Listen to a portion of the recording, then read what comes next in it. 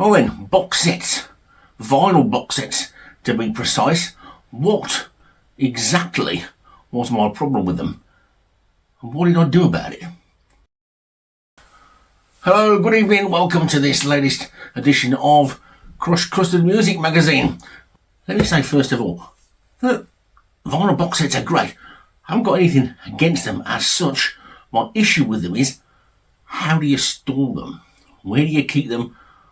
What do you do with them? Now, if you've been watching the earlier episodes in these last few weeks, you'll have noticed me talking about boring things like filing and all sorts of stuff like that. Now, box sets are a bit awkward, aren't they?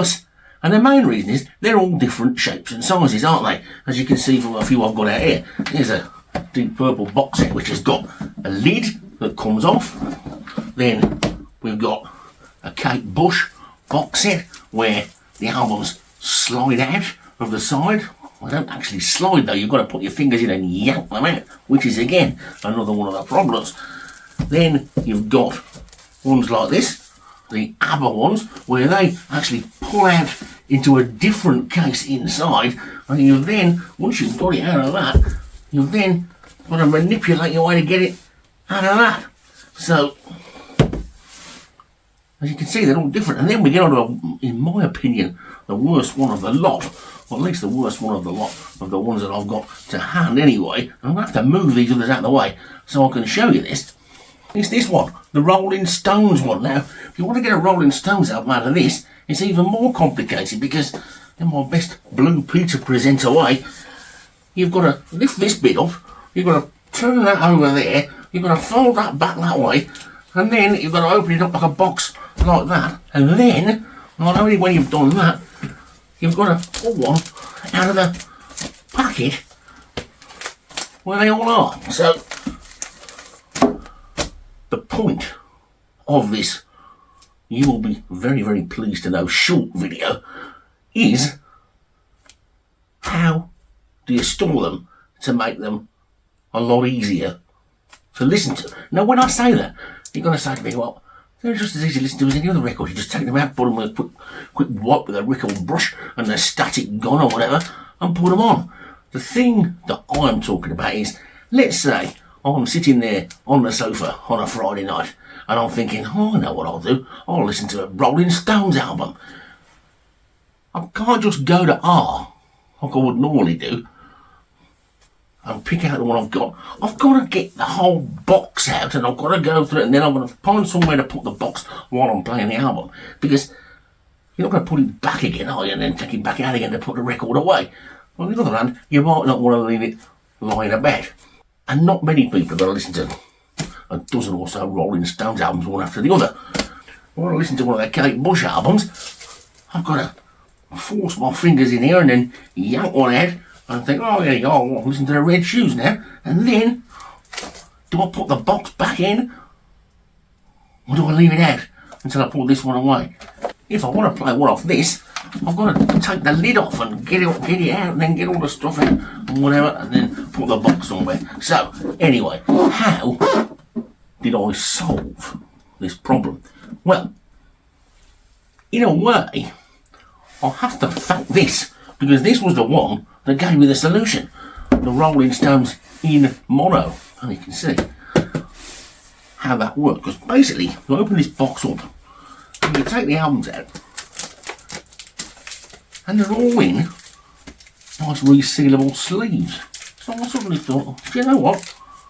Let's decant them.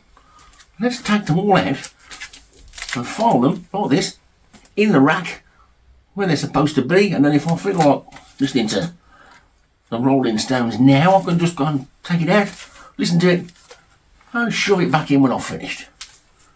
How about that? It's got to be a lot easier, hasn't it? I thought, well, not all of the box sets, of course, are as nicely packaged as that. So let's take this one, this ABBA one.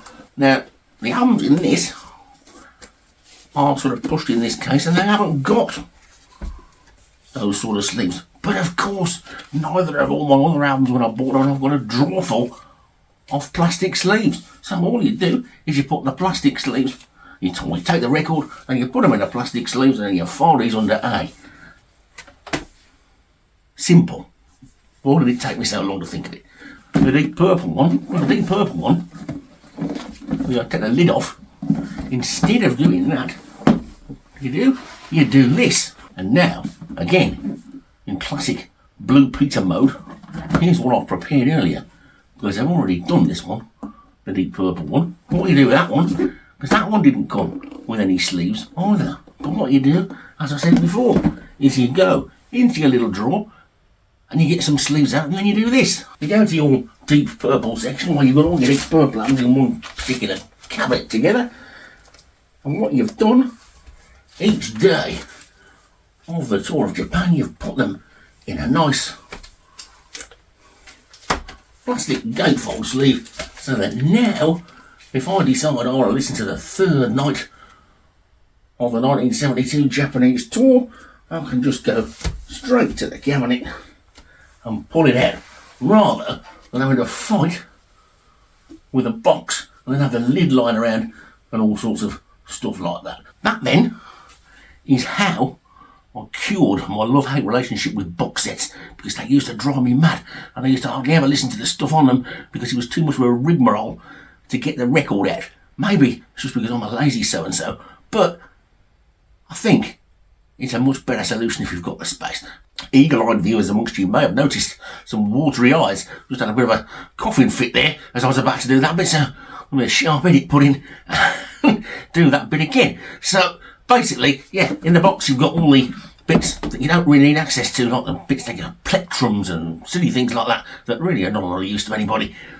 And you can store them then in a cupboard out of the way somewhere, or on a top shelf somewhere. You don't have to keep getting them down, but you've got access to all the albums. If you have a visitor and they say, have you got so-and-so, have you got Voulez-Vous by ABBA? You can go, yep, there it is in the ABBA section. You haven't got to go and fight your way through a box and mess about for ages. So there you go. That's how I cured my love-hate relationship with box sets, because now I love them, because the records are in the alphabetical run where they're supposed to be, and I can get to them quite easily. And the boxes are safe, because the other thing as well, of course, is you constantly taking the box out and putting it back in again.